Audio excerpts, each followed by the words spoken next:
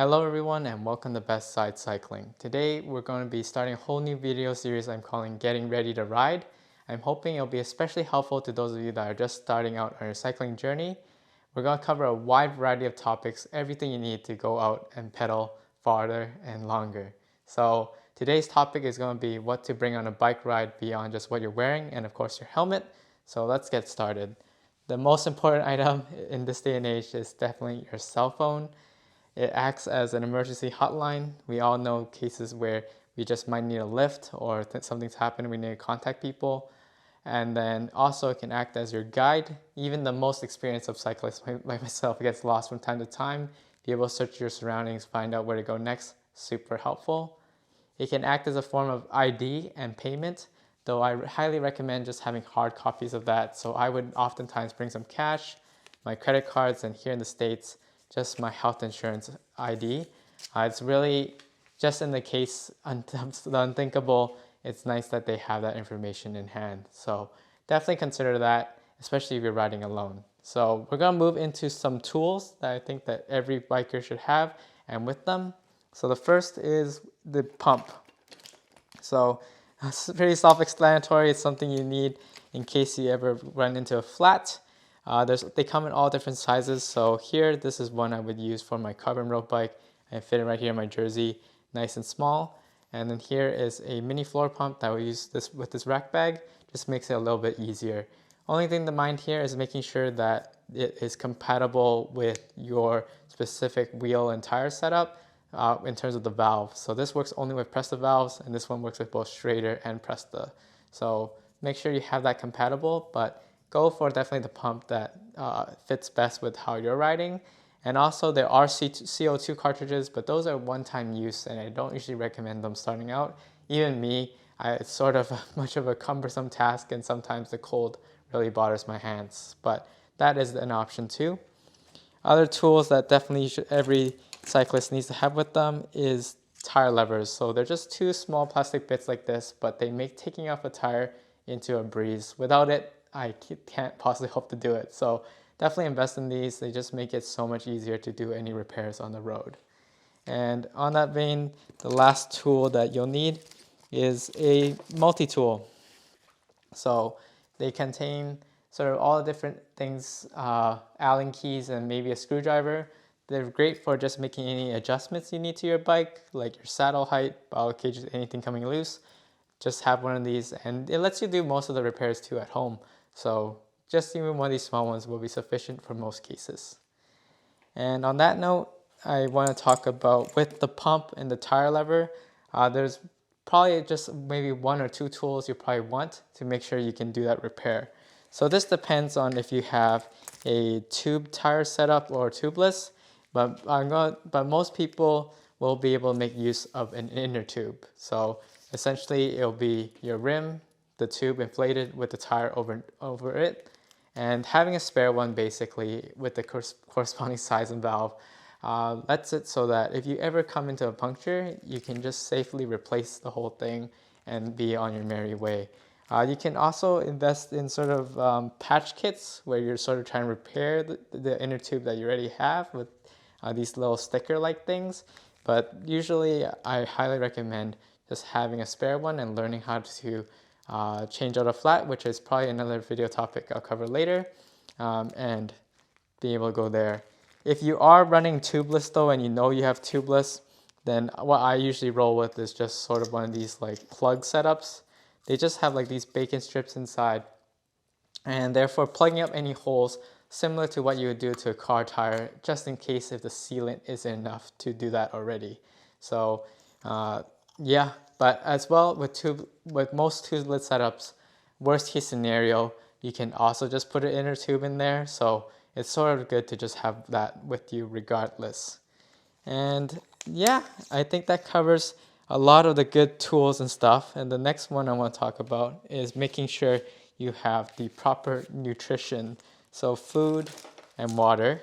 And the general principle I would give is that you want to take a sip of water at the very minimum every 10-15 minutes. So definitely that can change based on whatever climate you're in, but highly consider that. In terms of food, you probably want a good chunk of carbohydrates every hour. So for me, and it depends on your size and how much you eat and all those things, and it's something you'll figure out. But every hour, I'm generally eating at least half of one of these sort of granola bar sort of things to make sure that I have the sufficient energy. And that's sort of the key to riding longer distances, just being prepared with stuff like this and planning accordingly. So with that, I think that covers sort of the real essential items. Everything else I would say you could say is a tiny bit more situational, but it's definitely things that I would bring on a lot or most of my rides. So the next one I want to talk about is lights. So if you are planning to ride anytime close to evening, most places it's actually law to have a front light and at least a rear reflector. And the key reason why is visibility. You want to be seen by other road users, especially cars. So if they can blink, that's even better because that usually tends to save battery and catch people's attention better.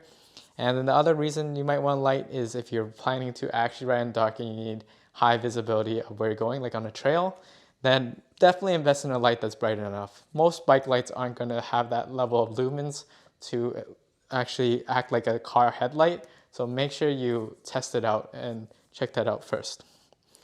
And then next is, especially if you're here in the Pacific Northwest, the weather is very unpredictable at times and very bipolar. So a lot of times on my rides, I will bring a packable rain jacket or windbreaker.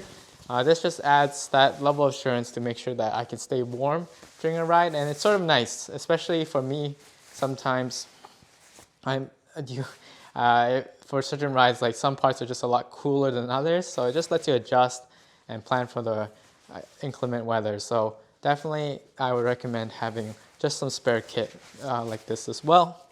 And then the next one I want to talk about is locks. So depending on how you're riding and where you're riding to, there's variety and a lot of lock options. The most classic being the U-lock, but it is really quite heavy and a bit of a weird form factor. So for me personally, but it highly depends where you're going, is I don't usually leave my bikes out for long. So if I do feel that I might need to put my bike somewhere even for a second, I might have something like this, just a little zip. It's almost like a zip lock thing. And this is just to make sure that someone doesn't just carry my bike and whisk it away. But for most oftentimes, I have this folding lock that just fits into my frame. And this is good for maybe those 10-15 minute things out in the suburbs. But definitely look into what option and where you're planning to ride to. You'll need something probably pretty different, but it's something to consider to bring on your bike rides. And then after that, I would say we have a couple more things, but the one I want to bring up is definitely a special mention is with my bike computer and then this radar. So this Garmin Radar basically what it does is it projects onto my bike computer just the activity going on behind me and if there's any cars coming and how fast they're going. So it's sort of like having the blind spot detection in a car. Technically, you can just look over your shoulder and drive normally, but once you get used to technology like this, it just makes it so much more reassuring, especially when I ride out on the country roads and suburbs a lot.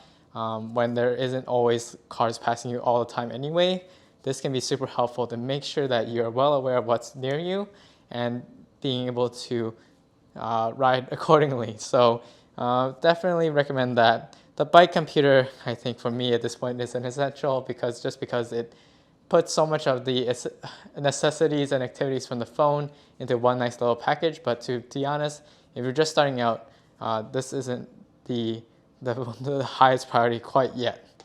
So, but yeah, I do recommend tools like these for sure. And then from here, I would say once you start getting to the longer rides, things you can consider is to bring is sort of the maybe supplementary stuff that I would call out, which is like you might want some more sunblock. Probably not in this form factor. There's sunblock that comes in just little pouches, as well as like chamois cream, things that just increases the comfort of your ride overall. Those will definitely be a big saver on those longer rides like STP, Seattle, Portland around here and whatnot. And then another thing is maybe just some really basic first aid. So I like to have like an antiseptic towel as well as just some band-aids.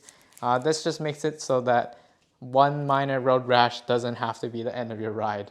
You can sort of take care of it pretty well, dress it well, and keep on going till the end, and without having to worry about bleeding on your kit or other people. So yeah. And as always, if you enjoyed this video, please roll the like button and subscribe. My goal here is really, as always, been for the channel to get more people on bikes, especially here in the King County, Puget Sound, Seattle area. So yeah, let me know what you think of this video. Is there anything I missed? Is there anything you would add? And of course, if you have any personal questions about your own biking experience or anything for me, I'd love to help. So leave those in the comments below, and I'll see you all in the next video.